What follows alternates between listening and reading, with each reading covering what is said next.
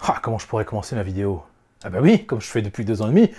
Hey, salut les noobs et bienvenue dans cette toute nouvelle vidéo. J'espère que vous allez très bien, moi c'est la fête. Cette semaine, une vidéo consacrée à la thématique de l'informatique et je vous donne un comparatif des meilleurs ordinateurs portables pour différentes utilisations. On va rentrer directement dans le vif du sujet, on n'est pas là pour trier les lentilles. Mais la première question du coup à se poser quand on va aller chez un vendeur, que ce soit sur internet ou dans un magasin, c'est pour quel usage? Ça c'est la première question que vous devez vous poser ou que le vendeur ou la vendeuse doit vous demander. Pourquoi vous voulez acheter un ordinateur portable? Pour quelle utilisation? Je constate, alors que je n'ai jamais vraiment été vendeur plus d'1 an on va dire, mais je constate 4 types de besoins parmi les conseils que je donne à mes amis ou à de la famille. On a le PC portable d'entrée de gamme, on a le PC de bureautique un petit peu plus évolué pour aller plus loin, on a le PC gamer et enfin on a le PC gamer de luxe, le truc de folie. Le PC portable d'entrée de gamme, c'est quand on va surfer vite fait comme ça sur internet, on va regarder une petite série par-ci par-là, on va chercher le prix le plus bas possible et on va éventuellement aller regarder quelques photos de famille, on va en regarder un petit peu, mais il n'y a pas beaucoup d'espace disque justement sur ces PC d'entrée de gamme. Alors justement, si vous voulez tester que votre ordinateur ou votre smartphone avec lequel vous regardez cette vidéo fonctionne bien et qu'il ne rame pas, vous pouvez cliquer, ça c'est très important, sur le bouton s'abonner. Et ça va vous montrer si ça rame. Allez-y tester.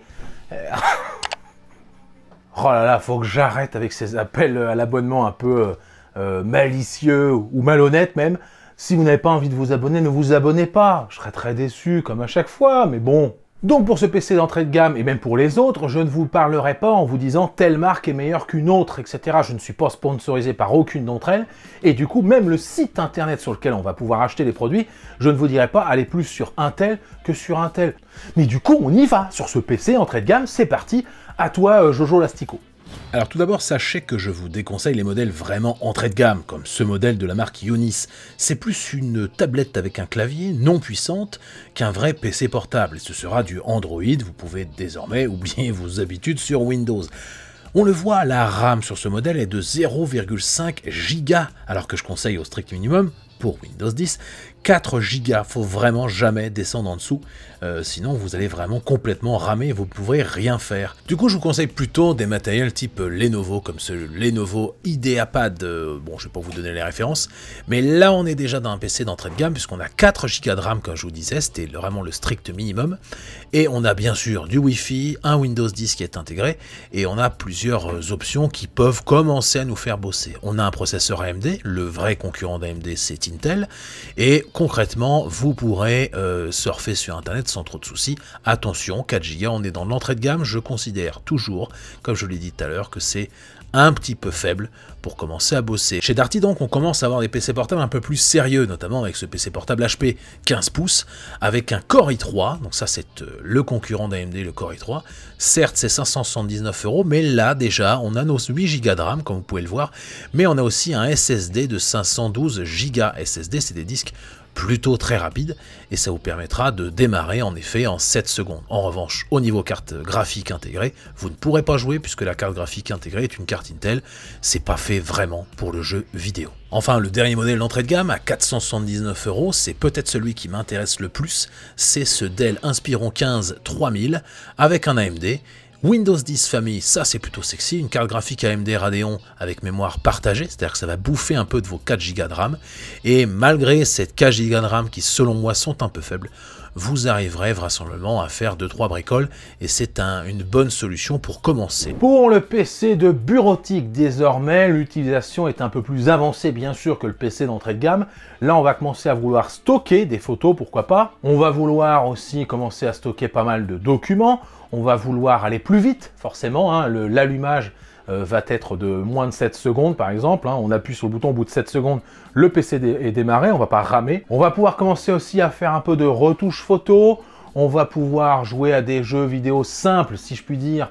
Même Fortnite, ça sera peut-être un petit peu compliqué, mais des jeux simples de stratégie, pourquoi pas. Cet ordinateur que je vais vous présenter, enfin 16 ordinateurs que je vais vous présenter vont être compatibles aussi avec le télétravail ou avec une utilisation en PME. Si on a une petite entreprise, on veut un truc qui assure un petit peu pour pouvoir faire les comptes le soir, payer la nourrice ou j'en sais rien. Ça, c'est des ordinateurs portables de bureautique et ceux que je vais vous présenter rentrent tout à fait dans cette catégorie.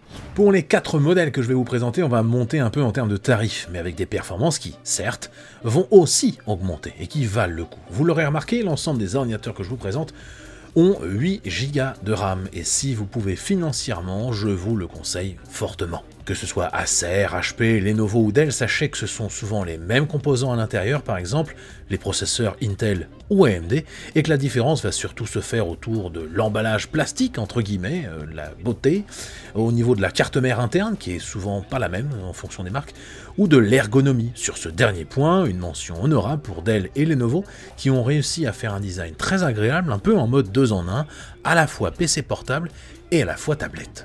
Pour ces 4 modèles, vous avez vu qu'on tournait aux alentours des 600 à 700 €, et vous serez pleinement convaincu si c'est uniquement, je le rappelle, pour faire la bureautique, et non pas pour jouer aux jeux vidéo. Parlons désormais gaming. Je sais que vous voulez qu'on parle de PC portable de gaming. Alors tout d'abord, qu'est-ce que c'est qu'un portable de gaming? Vous l'aurez compris, c'est un PC portable qui nous permet de jouer convenablement, voilà, à des jeux vidéo, que ce soit Fortnite, Cyberpunk 2077, Flight Simulator, je sais pas moi, GTA, Rocket League, bon voilà. Faut bien comprendre que les PC portables gaming, les premiers prix, on va dire, aux alentours de 1000 balles, c'est rarement des PC où vous allez pouvoir jouer en ultra, tous les graphismes à fond, etc. Souvent, on va être dans quelque chose d'un peu plus restreint, vous allez pouvoir jouer, mais ça sera pas non plus le top du top.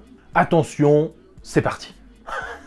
Pour les PC gaming, je vais vous présenter 3 modèles. Pour le processeur, on va être sur du Intel Core i5 au minimum, ou du Intel Core i7 pour être un peu plus tranquille. L'équivalent chez AMD, d'Intel donc, sera du Ryzen 5 ou du Ryzen 7. Pour la carte graphique, j'insiste sur le fait que la carte graphique ne devra pas être intégrée, mais devra bien être indépendante à base de GeForce chez Nvidia, ou son équivalent, les cartes Radeon chez AMD. Le disque SSD est indispensable et vous pourrez espérer toucher votre premier PC portable aux alentours de 800 € pour donc le portable gamer.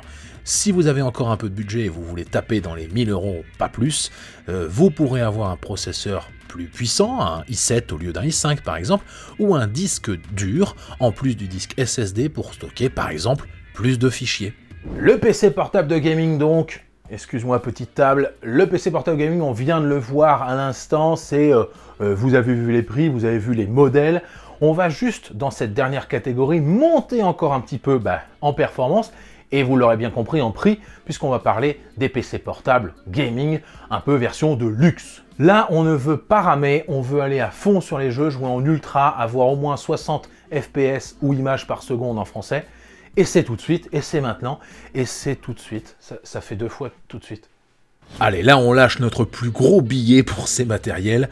On va avoir 4 PC portables de fou pour jouer à 60 ou 120 images par seconde sur la plupart des jeux vidéo actuels. Là, il est impossible d'imaginer moins de 16 Go de RAM, voire 32 pourquoi pas, et d'imaginer aussi moins qu'un Intel Core i7, éventuellement un Core i9, ou l'équivalent chez AMD, un Ryzen 7 ou un Ryzen 9. C'est impossible d'imaginer un PC gamer de luxe sans au moins l'un de ces deux processeurs. Encore une fois, il y aura une carte graphique dédiée qui aura la plupart du temps 4 Go de RAM non partagés avec les Go de RAM, 16, du PC en tant que tel. C'est très important. Pour le prix, on va forcément commencer au minimum à 1300 balles. C'est le minimum syndical pour avoir un gros PC de gamer de bourrin.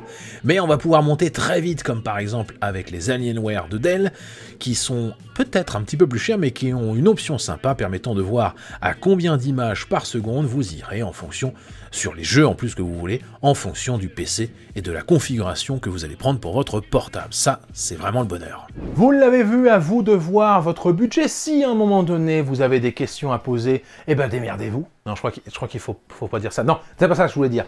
Si vous avez des questions, posez-les en commentaire, je réponds. Attention, au moment où je parle, je réponds à tous mes commentaires.